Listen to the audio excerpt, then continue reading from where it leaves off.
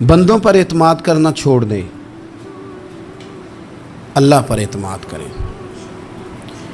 ایک اعتماد ہے اللہ کے نیک بندوں کا، دعاؤں کا اعتماد، نسبتوں کا اعتماد، اس کی بات نہیں کر رہا میں، دنیا داروں، سیٹھوں، نوابوں، جاگیرداروں پر اعتماد کی بات کر رہا ہوں۔ اعتماد خلق چھوڑ دیں، اعتماد خالق کریں۔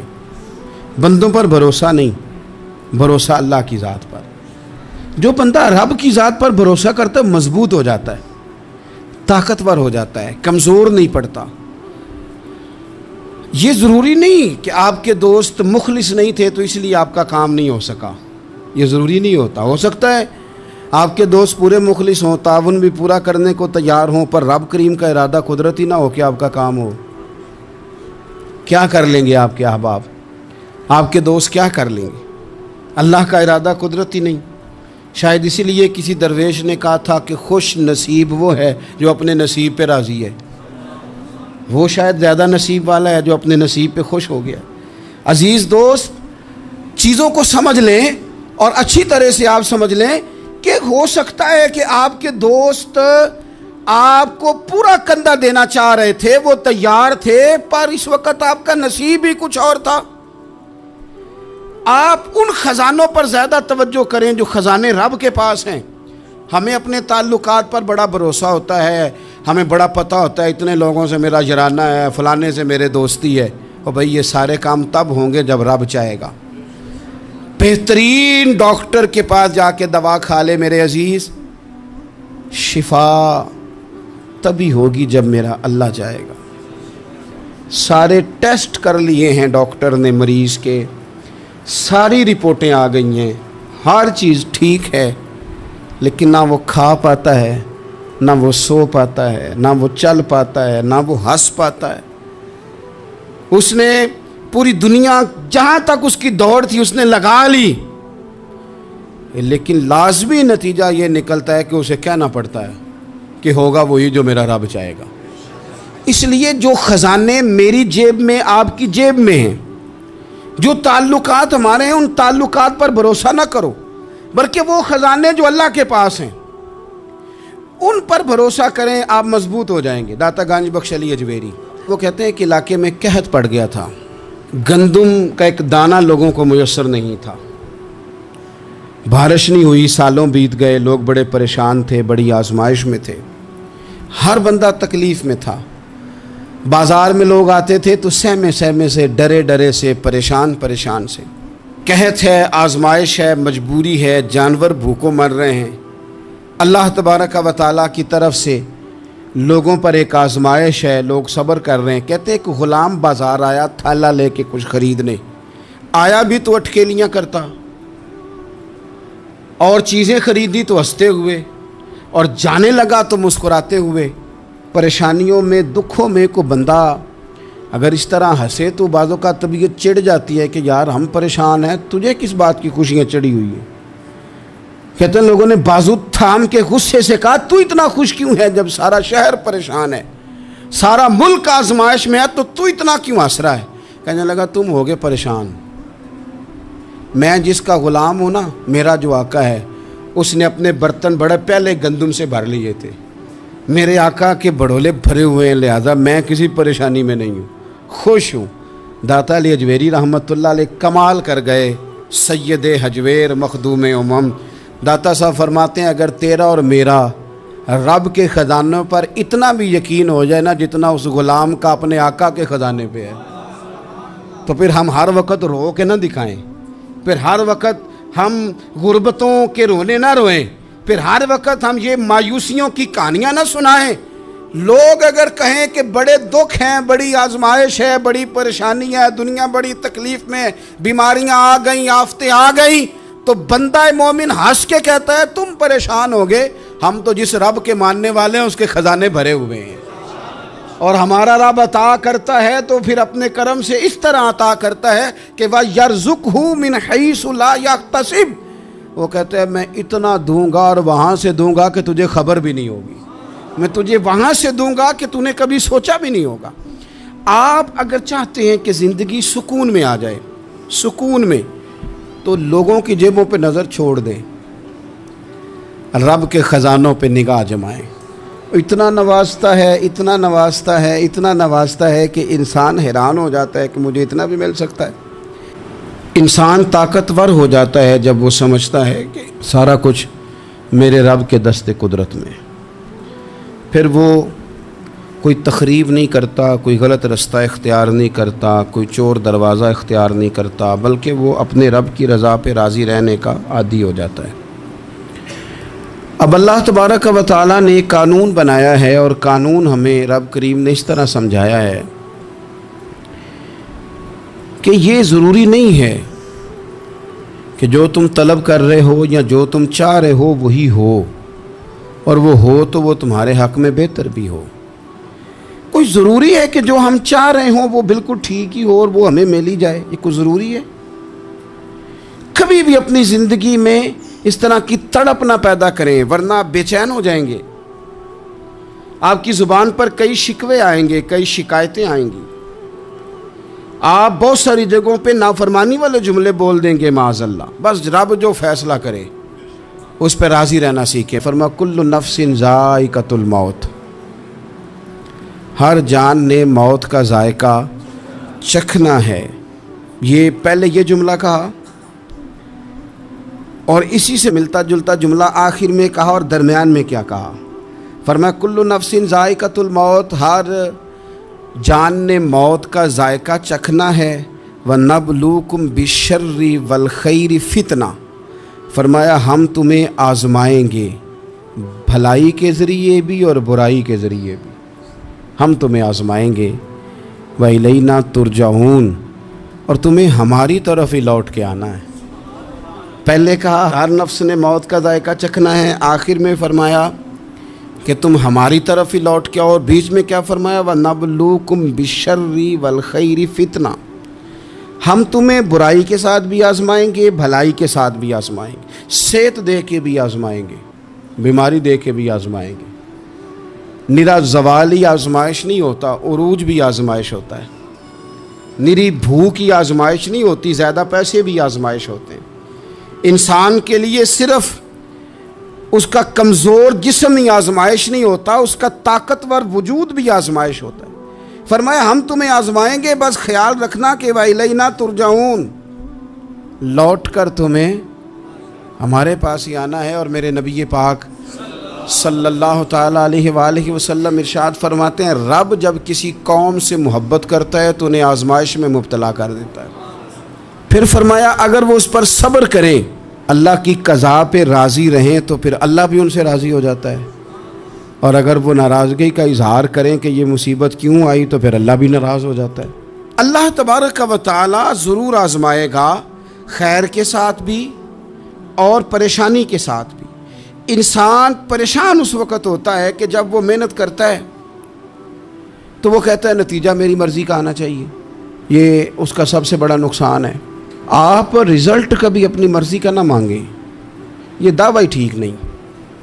بہت سارے لوگوں کو جانتا ہوں جو کہتے ہیں میں بندہ بھی ٹھیک ہوں بھی دیانتدار، محنت بھی بڑی کرتا ہوں، توجہ بھی میری پوری ہے، پر پھر بھی معاملہ صحیح کیوں نہیں ہوتے؟ تو میں کہتا ہوں پہلی باتیں ساری ٹھیک تھیں، آخری والی غلط ہے۔ اس لیے کہ محنت آپ کریں ساری، پر بندے نے رہنا تو بندہ ہی ہے نا۔ ساری محنت کر کے آپ کبھی اس نقطے کو سمجھ جائیں نا کہ 950 سال نبیوں نے تبلیغ کی، ہزار سال انبیاء نے تبلیغ کی، انبیاء نے، رب کے تربیت یافتہ لوگوں نے تبلیغ کی، 2 لوگوں نے کلمہ پڑھا، 4 لوگوں نے کلمہ پڑھا، لیکن میں آپ کو دیانتداری سے بتاتا ہوں کہ وہ کامیاب ہو کے گئے دنیا سے۔ انبیاء کامیاب ہوئے، کیوں؟ اس لیے کہ رب نے انہیں کہا تھا جا کے پیغام دینا ہے، یہ نہیں کہا تھا کہ بندوں کا بدلنا بھی ضروری ہے۔ ہمارے بچے پتہ کیا کرتے ہیں؟ وہ فٹافٹ نہ پریشان ہو جاتے ہیں۔ نبیوں کے ذمہ تبلیغ کرنا ہے، یہ ان کا ذمہ نہیں کہ لوگ ضرور ہی کلمہ پڑھیں۔ ہدایت تو رب کریم کے دست قدرت میں۔ انبیاء خلوص سے، للہیت سے جد و جہد کرتے رہے، لیکن انہوں نے یہ نہیں کہا کہ مالک اتنی محنت کی ہے بندے ٹھیک ہی نہیں ہوتے، یہ نہیں کہا انہوں نے، اس لیے کہ جو ان کی ڈیوٹی تھی انہوں نے ڈیوٹی صحیح کی۔ ہم نے اپنی ڈیوٹی کرنی ہے. پریشان اس وقت ہوتے ہیں جب نتیجہ اپنی مرضی کا مانگتے ہیں. نتیجہ نہ اپنی مرضی کا مانگے, رزلٹ نہ اپنی مرضی کا مانگے. اور جناب پیر صاحب میں فلانا وظیفہ بھی پڑھتا ہوں, فلانا وظیفہ بھی پڑھتا ہوں, فلانا وظیفہ بھی پڑھتا ہوں, دل نہیں صاف ہوتا. تو میں نے کہا یہ تو اللہ نہیں کر رہا ہے. آپ ڈیوٹی کریں, آپ کام کریں جو آپ کے ذمے لگایا گیا ہے, اس میں وہ قضا نہ کریں آپ. باقی اللہ تعالیٰ کرم نوازی فرمائے گا. دیکھیں ایک بادشاہ تھا, اس کی سلطنت میں نا وہ قوم بنانا چاہتا تھا. ہمارے بادشاہ, ہمارے حکمران قومیں نہیں بناتے, لوگوں کو اپنے حق میں قائل کرتے ہیں. اس لیے کبھی بھی ہمارے ملک میں قومی سوچیں عام نہیں کی جاتی, ذاتی سوچیں عام کی جاتی ہیں. ملی باتیں نہیں کی جاتی, ذاتی باتیں کی جاتی ہیں. وہ چاہتا تھا کہ میری قوم بن جائے. اس کا ایک ہیرا سلطنت میں سے گم ہو گیا, تو اس نے اعلان کیا, اس نے کہا کہ جو بندہ ہیرا تلاش کر کے لائے گا اسے انعام دوں گا. ساری قوم نکل کھڑی ہوئی ہیرا تلاش کرنے پر. ادھر بھی لوگ گئے, ادھر بھی لوگ گئے, خشکیوں میں, دریاؤں میں, جہاں جہاں جس کی پہنچ تھی, جنگلوں میں, وادیوں میں, گھروں میں, بستیوں میں لوگوں نے ڈھونڈا. ساری قوم ایک ہیرا تلاش کر رہی ہے. بالآخر سب لوگ جمع ہو گئے ایک میدان میں. ایک بندہ اوپر چڑھا بادشاہ کے پاس, وہ اونچی جگہ پہ کھڑا تھا. اس نے کہا جناب یہ ہیرا مل گیا ہے. اب جب ایک کو ہیرا مل گیا تو باقیوں کے چہرے اتر گئے کہ یہ کامیاب ہوا, ہم ناکام ہوئے. بادشاہ چونکہ ان کی تربیت کے لیے یہ کام کر رہا تھا, اس نے کہا تمہارا کیا خیال ہے کہ اس ہیرے کے بغیر میرا گزارا نہیں تھا, کہ تمہارا کیا خیال ہے کہ ہیرا میری سلطنت سے نکل گیا تو مجھے زوال آ جائے گا. اس نے کہا یہ تو ایک ہیرا ہے. اٹھا کے پھینکا, دیوار کے ساتھ لگا, ہیرا ٹوٹ گیا. اس نے لوگوں سے کہا تمہارے چہرے اترے ہوئے ہیں, میں تمہیں ایک بات سمجھانا چاہتا ہوں, ہیرا ایک ہی تھا, ایک ہی بندے کو ملنا تھا. میں نے انعام کا اعلان تو یہ کیا تھا نا کہ جو ہیرا ڈھونڈ کے لائے گا اسے انعام دوں گا, لیکن اب میں تمہیں بتاتا ہوں کہ میں تم سب کو انعام دوں گا. اس لیے کہ ہیرا ایک تھا, ملنا ایک کو ہی تھا, سب کو مل سکتا نہیں. لیکن انعام اس لیے سب کو دوں گا کہ ہیرا ڈھونڈنے پر انعام نہیں دے رہا, میں کوشش کرنے پہ انعام دے رہا ہوں. کہ تم نے کوشش تو کی, تم نکلے تو صحیح, جدوجہد تو کی. کچھ لوگ کہتے ہیں کہ ہمیں ہیرا مل بھی جائے. اور خدا کے بندے ہیرا ایک ہے, ہیرا ملنا کمال نہیں, محنت کرنا کمال ہے. ہم نہ تیار نہیں ہوتے. اللہ فرماتے ہیں میں نے آزمانا ہے, میں نے آزمانا ہے. تم نے سفر جاری رکھنا ہے, لیکن یہ ضرور یاد رکھنا کہ وَإِلَيْنَا تُرْجَعُونَ, لوٹ کے تمہیں میرے پاس ہی آنا ہے, تم نے لوٹ کے ادھر آنا ہے. اس بات کو ذہن میں رکھنا. حضرت عبداللہ بن عباس رضی اللہ تعالیٰ عنہ اس حدیث کے راوی ہیں. الموجم الکبیر کی یہ حدیث ہے. اللہ کے پیارے رسول صلی اللہ تعالیٰ علیہ وسلم ارشاد فرماتے ہیں کہ جس بندے کو 4 چیزیں مل گئی نا, اسے اللہ تعالیٰ نے دنیا اور آخرت کی بھلائیاں عطا فرما دی. 4 چیزیں جس شخص کو نصیب ہو گئی. یا رسول اللہ کون سی؟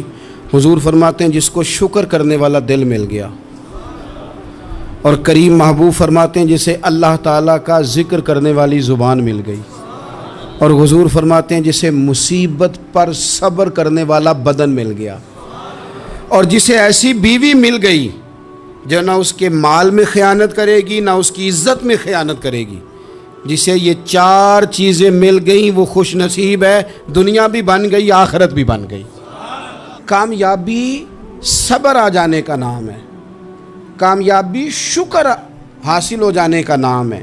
کامیابی میرے عزیز یاد رکھ لیں کہ انسان اللہ کے ذکر میں لگ جائے تو اس کا نام ہے کامیابی. ہم نے کس کو سمجھ لیا ہے؟ اپنی زندگی میں ایک تو محنت کریں, نتیجہ اللہ پہ. دوسری بات, امیدیں ذرا چھوٹی وابستہ کریں, لمبی نہ بنائیں.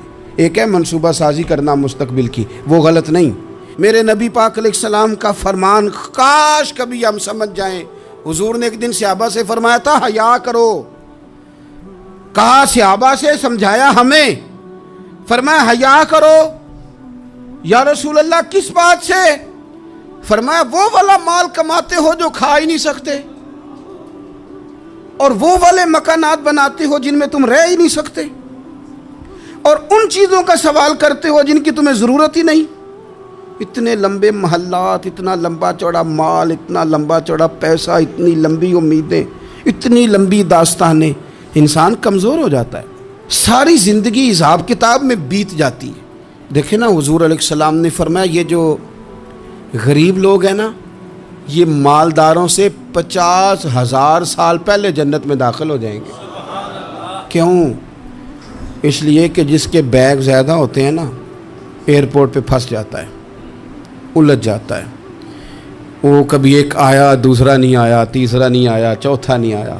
اور جو ہینڈ کیری والے ہوتے ہیں نا، 2 جوڑے، وہ تو بس جناب سب سے پہلے وہی نکلتے ہیں، اور ان کی گاڑی بھی کسی رش میں نہیں الجھتی، گھر وقت پہ پہنچ جاتے ہیں۔ مال تھوڑا تو حساب بھی تھوڑا۔ تو ہم نا لمبی امیدوں کے چکر میں اس لیے پریشان ہے۔ رب کہتا ہے وَإِلَيْنَا تُرْجَعُونَ، تم نے اپنے گھر واپس آنا ہے، تم نے ادھر لوٹنا ہے۔ تم اتنے لمبے چوڑے معاملات کا شکار نہ ہو جانا۔ آپ اگر سکھی رہنا چاہتے ہیں نا تو عاجزی اختیار کریں۔ کیوں؟ کہ جب آپ عاجزی اختیار کریں گے تو آپ کو اللہ کی مخلوق اچھی لگنے لگ جائے گی۔ کیوں؟ کہ آپ اپنے سے بھی کسی کو بہتر سمجھتے ہیں۔ جب تک آپ میں تکبر ہے، میں نے دیکھا ہے کہ لوگ تکبر کا شکار ہو جاتے ہیں، کسی کو جھوٹا، کسی کو بددیانت، کسی کو فراڈیا، کسی کو دھوکے باز، کسی کو ڈاکو، کسی کو چور، کسی کو غدار، کسی کو فلانا، کسی کو فلانا۔ اصل بات کیا ہے؟ اصل بات یہ ہے کہ اس شخص کے دماغ کے اندر تکبر کا سودا سما گیا، یہ کسی چکر میں پڑ گیا ہے، اس کو ہیضہ ہو گیا ہے پرہیزگاری کا۔ یہ سمجھنے لگے کہ جو میں سوچتا ہوں وہ صرف وہی ٹھیک ہے۔ تیرا یہ دعویٰ ہے کہ ساری مخلوق ٹھیک نہیں، اور میرا رب فرماتا ہے لَقَدْ خَلَقْنَا الْإِنسَانَ فِي أَحْسَنِ تَقْوِيمٍ، میں نے مخلوق بنائی بڑی سونی ہے۔ ہم نا جب یہاں آ جاتے ہیں نا، یہاں ایک شخص تھا جس کا نام تھا بلعم بن باورہ، یہ بڑا مستجاب الدعوات تھا، جو دعا مانگتا تھا اللہ قبول فرما لیتا، پرہیزگار تھا۔ اسم اعظم اللہ نے اسے عطا کر دیا۔ حضرت موسیٰ علیہ السلام کے دور میں حضرت موسیٰ علیہ السلام نے جب اپنی قوم کو لے کے جبارین کے خلاف جہاد شروع کیا، نکلے تو اس طرف آنا تھا جس طرف یہ رہتا تھا۔ لوگ سارے اکٹھے ہو کے اس کے پاس آئے، آ کے کہنے لگے حضرت موسیٰ علیہ السلام آ رہے ہیں اپنی قوم کو لے کے حملہ کرنے کے لیے، تو دعا کر دے، معاذ اللہ نبی کے خلاف دعا کر دے، تو بد دعا کر دے تاکہ وہ آ نہ سکے، تیری دعائیں قبول ہوتی ہیں۔ پہلے تو کہنے لگا کہ کتنے بدبخت ہو، مجھے نبی کے خلاف بات کرنے اور دعا کرنے کا کہہ رہے ہو، معاذ اللہ، بدبخت ہو، دوڑ جاؤ۔ لیکن اللہ سے یہ توفیق مانگے کہ وہ انسان کا شعور سلامت رکھے، شعور سلامت۔ حضرت سلطان باؤ رحمۃ اللہ علیہ نے اپنے دور میں کہا تھا کہ ایمان سلامت ہر کوئی مانگدا ہے، عشق سلامت کوئی، وہ تو انہوں نے کہا تھا نا۔ اور آج کیا حال ہے کہ مال سلامت ہر کوئی مانگدا ہے، تو ایمان سلامت کوئی۔ اب کہاں ایمان سے، اب تو مال سلامت مانگتے ہیں الا ماشاء اللہ۔ تو انہوں نے کہا تھا کہ ہمارے دور میں سارے ایمان کی سلامتی مانگتے ہیں اور میں عشق کی مانگتا ہوں۔ اور میں لوگوں کو کیا کہوں، میں تو یہی کہہ سکتا ہوں حضرت سلطان صاحب سے معافی لے کے کہ حضور ہنتے مال سلامت ہر کوئی منگدا ہے، تھے ایمان سلامت کوئی۔ اب تو یہ حال ہو گیا۔ او بلعم بن باورہ غلط فہمی ہو گئی، پہلے تو لوگوں کو اس نے ڈانٹ دیا، لیکن جب لوگ دوبارہ آئے نا تو تحفے طائف لے کے آئے، لالچ میں آ گیا، پاگل ہو گیا، بیوقوف ہو گیا۔ ہرس ہوس یہ کہیں کا نہیں چھوڑتا انسان کو۔ لوگ نیک لوگوں سے بھی دینداری کا رشتہ نہیں بناتے، دنیا داری کا بنا لیتے۔ وہاں سے بھی مال ڈھونڈتے ہیں جہاں آ کے انہیں دنیا بھول جانی چاہیے تھی۔ مال آیا، دولت لے کے آئے لوگ، انہوں نے تحفے طائف دیے، وہ کہنے لگا ٹھیک ہے۔ پہلے ڈانٹ رہا تھا کہ نبی کے خلاف میں بد دعا کروں، اور اب تیار ہو گیا معاذ اللہ۔ گدھے پہ بیٹھ کے یا گدی پہ بیٹھ کے جا رہا ہے کہ پہاڑ پہ چڑھ کے حضرت موسیٰ علیہ السلام اور ان کی قوم کے خلاف معاذ اللہ بد دعا کرتا ہوں۔ تو رستے میں جاتے ہوئے نا گدی نے منہ پھیر کے کہا کہ باز آ جا۔ گدی کہنے لگی تو مجھے آگے بھیجتا ہے، فرشتے مجھے پیچھے بھیج، باز آ جا۔ بڑے لوگ کانوں میں اذانیں پڑھتے ہیں کہ سیانا ہو جا، سیانا ہو جا، لیکن جب کسی پر بدبختی غالب آتی ہے تو پھر وہ سمجھدار ہونے کو تیار نہیں ہو۔ اللہ تعالیٰ اپنی خفیہ تدبیر سے ہمیں محفوظ فرمائے۔ اللہ تعالیٰ ہمارے حق میں جب بھی فیصلہ کرے تو رحمت والا کرے، کرم والا کرے، آسانی والا کرے۔ چڑھ گیا پہاڑ پہ، اور پہاڑ پہ چڑھ کے جب اس نے ہاتھ اٹھائے، وہ لوگ جو بد دعا کرانے والے تھے وہ ساتھ ہی تھے، تو اپنے منہ سے لفظ نکالتا ہے حضرت موسیٰ کے خلاف معاذ اللہ، لیکن وہ لفظ اپنی قوم کے خلاف نکلتے ہیں. وہ ان کے خلاف بد دعا کرنے چلا تھا، تو چونکہ ہر چیز اللہ کے دستے قدرت میں ہے نا، تو زبان سے نکالتا کچھ ہے، نکلتا کچھ اور ہے. پھر وہ وقت بھی آیا کہ زبان لٹک گئی، سینے پہ آ گئی، عذاب آ گیا اللہ کا، تباہ ہو گیا اپنی قوم سمیت. اپنی زندگی میں یاد رکھ لیں اچھی طرح، ہرس، ہوس، تکبر، غرور، وہ کسی چیز کا بھی ہو، وہ انسان کو لے ڈوبتا ہے. اگر آپ زمین پہ کھڑے رہ کے لوگوں کو دیکھیں گے تو کچھ لوگ اگر آپ کو اپنے برابر نظر آئیں گے نا قد میں، تو کچھ انشاءاللہ بڑے بھی نظر آئیں گے. ہم نے لسٹیں بنا لی ہیں کہ کون کون کتنا غلط ہے. ہم نے ہر ایک کے بارے میں 2-4 باتیں یاد کر لی ہیں، فلانا اتنا خراب ہے، فلانا اتنا، اور فلانا اتنا. اس کا نقصان یہ ہوا ہے کہ اللہ کی خوبصورت مخلوق، خوبصورت رنگوں میں ہم نے حالات خراب کر لیے ہیں. اگر ہم چاہتے ہیں کہ ہمارا دل سکون میں آئے، قرار میں آئے، تو زندگی عاجزی والی، انکساری والی، اللہ تبارک و تعالیٰ کی بات. میں اکثر کہتا ہوں کہ نبی پاک صلی اللہ تعالیٰ علیہ وآلہ وسلم نے کتنی شانیں بیان کی، حضرت عمر فاروق کتنی عظمتیں حضور نے ان کی بیان کی. جب ان کا وصال ہونے لگا نا، ان کو زخم لگا، تو لوگ ان کی تعریفیں کرنے لگے. اب ان کو بھی پتہ تھا کہ میری عظمت میں حضور نے کیا کچھ بیان کیا ہے. لوگ ان کی تعریف کرنے لگے، امیر المومنین آپ کو یہ کمال حاصل ہے. تو حضرت عمر فرمانے لگے دعا کرو بس میری نیکی اور بدیاں برابر برابر ہو جائیں، نیکیاں اور بدیاں برابر ہو جائیں. میں کسی درجے کا خواہش مند نہیں، بس یہ چاہتا ہوں کہ یہ عاجزی کا حسن دیکھیں، انکساری کا یہ درجہ دیکھیں. فرماتے ہیں بس یار معافی دے دے نا، وہ معاف کر دے، پھر تو بات بن گئی. میں جلسوں پہ، اجتماعات پہ جاتا ہوں تو ایک رواج بن گیا ہے، لوگ بڑی بڑی قطاروں میں پھول لے کے کھڑے ہو جاتے ہیں اور گاڑیوں میں پھینکتے ہیں. تو میں اپنے سنگیوں سے کہتا ہوں کہ اگر تو قیامت میں بھی ایک پھول مل گیا نا، تو پھر تو یہ سارے استقبال کام آ گئے. اور اگر وہاں کھڑا کر لیا گیا نا، صحیح حدیث میں حضور نے فرمایا ہے کہ کچھ سوالوں کے لیے بندے کو محشر کے میدان میں کھڑا کر لیا جائے گا. ان سوالوں میں سے ایک سوال یہ بھی ہوگا کہ بتا اپنے علم پر عمل کتنا کیا تھا. تو میں نے کہا اگر تو روک لیے گئے تو پھر ان پھولوں کا کیا بنے گا، پھر تو آزمائش میں آ جائیں گے. اللہم استرنا بسترک الجمیل استغفر اللہ ربی من کل ذنب واتوب الیہ. اے اللہ، جو غلطیاں یاد ہیں ان سے بھی توبہ کرتے ہیں، جو بھول گئی ہیں ان سے بھی توبہ کرتے ہیں، جو ظاہر ہے ان سے بھی توبہ کرتے ہیں، جو چھپی ہوئی ہیں تیرا اور ہمارا راز ہے ہم ان سے بھی توبہ کرتے ہیں. مالک، جہاں جہاں جس مقام پر جس لحاظ سے عمدن یا سہون بول کر، لہجے سے اور اشارے کنائے سے بھی کہیں کو تیری نافرمانی کر بیٹھے ہیں، تو اس سے بھی تیری پناہ میں آتے ہیں. اپنی پناہ میں رکھیو، اپنی پناہ میں ہمیں ایمان کی موت دیجیو، اور صبح قیامت اپنے محبوب کی شفاعت ہمارے حق میں قبول فرمائیو.